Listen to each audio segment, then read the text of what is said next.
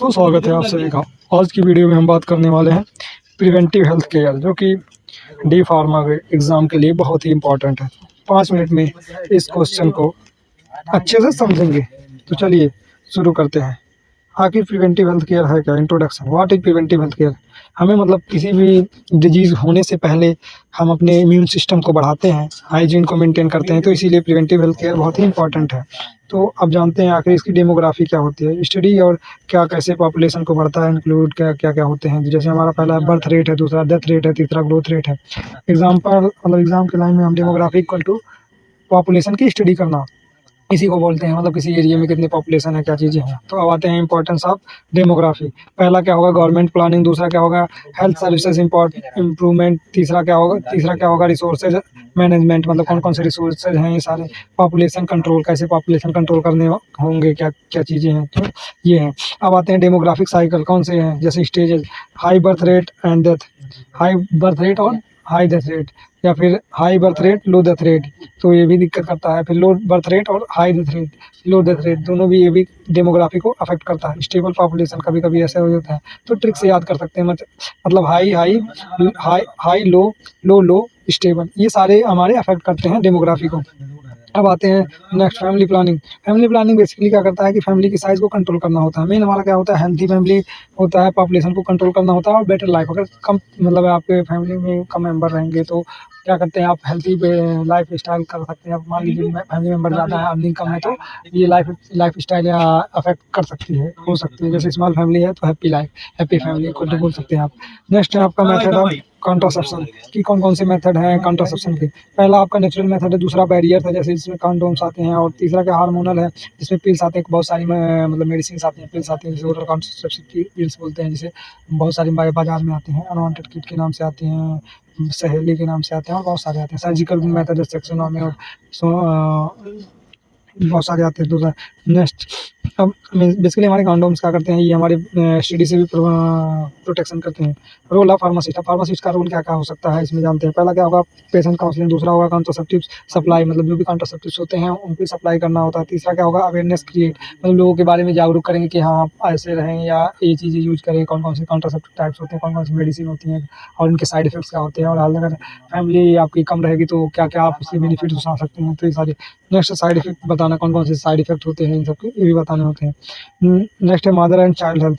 Main क्या होता है? फोकस करना होता है मदर केयर पे और चाइल्ड ग्रोथ पे, न्यूट्रिशन पे। तो ये चीज़ें कौन करता है बताते हैं, वो अपना फार्मासिस्ट जो होते हैं।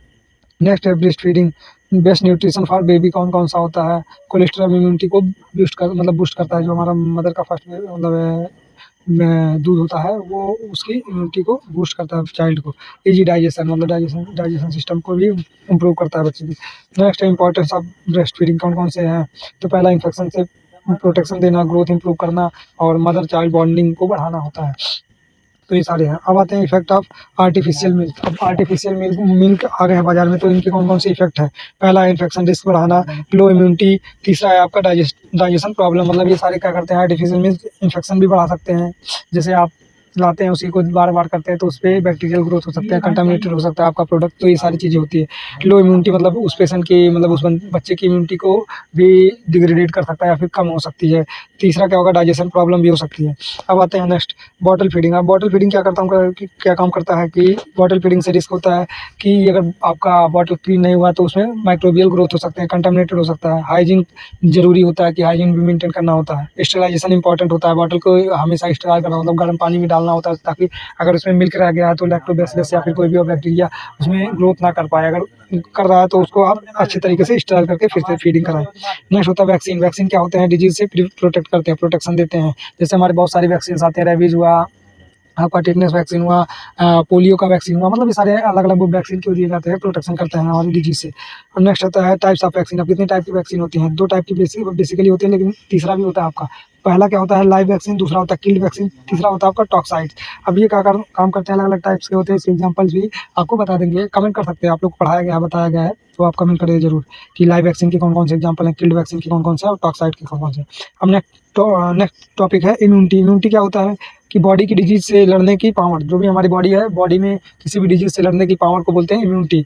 अब इम्यूनिटी कितनी टाइप की होती है? 2 टाइप की होती है, एक नेचुरल होता है, एक आर्टिफिशियल होता है। अब इसके बारे में भी डिटेल में अगर जानना ज़रूरी है तो बता भी सकते हैं क्या क्या होता है। जो नेचुरल जैसे कि हमें जो हमारे बाय बर्थ मिलता है ये सारा होता है, और आर्टिफिशियल होता है कि हमने कोई भी वैक्सीन ले लिया है, कुछ और चीज़ें खा ली जिससे हमारी इम्यूनिटी बूस्ट हो गई है या बढ़ गई है, तो इसको बोलते हैं आर्टिफिशियल।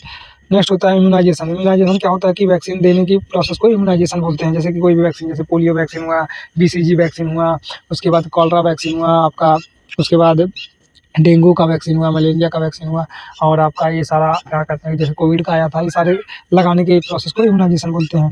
अब आता है हमारा कंक्लूजन कि मतलब ये सब हम करते क्यों हैं, रीज़न क्या है।